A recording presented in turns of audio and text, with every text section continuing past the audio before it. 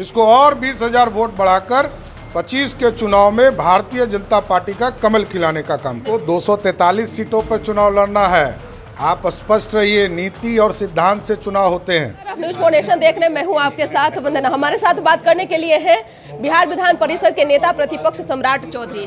गोपालगंज में आप लोगों की जीत हुई है, लेकिन मोकामा की हार से कितनी बड़ी सबक आप लोगों को? नहीं, आगे की लड़ाई और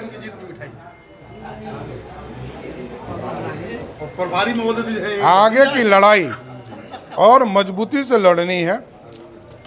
और मोकामा में तो चुनाव सरकार हार गए, जो बिहार के सरकार हैं वो चुनाव हार गए और वहाँ छोटे सरकार चुनाव जीत गए।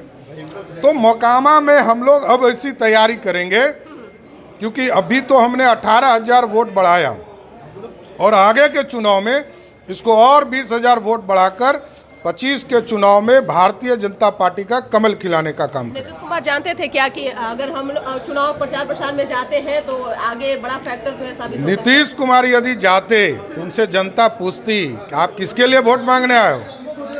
आपने तो 2020 के चुनाव में कहा था कि ये मेरी अंतिम लड़ाई है, अंतिम चुनाव है, अब किसके लिए वोट मांग रहे हो।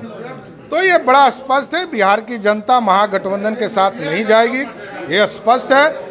भाजपा का कमल खिला और कितनी पूरा प्रशासनिक प्रयोग करके भी गोपालगंज तेजस्वी यादव नहीं जीत पाए। उनका घर है और घर में ही जनता ने हराने का काम। लेकिन कहीं ना कहीं गोपालगंज में भी इस बार बीजेपी को थोड़ा बहुत नुकसान जो है वो मिला है। देखिए, स्वाभाविक है, सुभाष सिंह जी 90 से चुनाव लड़ रहे थे और उनके परिवार के लोग आज चुनाव लड़ना आए। तो राजनीतिक चीज़ें तो बदलती है, लेकिन भारतीय जनता पार्टी के कार्यकर्ताओं ने यह तय कर लिया था पहले दिन से कि हम चुनाव जिताएंगे और भारतीय जनता पार्टी के एक एक कार्यकर्ताओं ने लगकर 7 पार्टियों का जो कीचड़ फैला था उसमें कमल खिला दिया। तो आप भी मानते हैं ना कि 2024 के लोकसभा चुनाव में हमारे लिए कितना बड़ा जो है अनंत सिंह का गढ़ जो है वो कितना बड़ा फैक्टर बीजेपी के लिए होगा? अरे अनंत सिंह जी या छोटे सरकार तो एक विधानसभा के नेता है ना, हमको 243 सीटों पर चुनाव लड़ना है। आप स्पष्ट रहिए, नीति और सिद्धांत से चुनाव होते हैं। नीतीश कुमार जी का सिद्धांत रहा नहीं और लालू जी तो फिक्स वोट पर हैं। लालू जी का जो परिवार है उसके पास वोट फिक्स है, उससे अधिक नहीं आना है।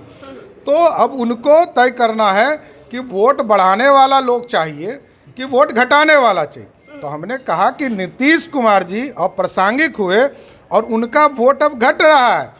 अब नीतीश कुमार जी किसी के भी राजनीतिक तौर पर उनसे कोई समझौता नहीं करेगा।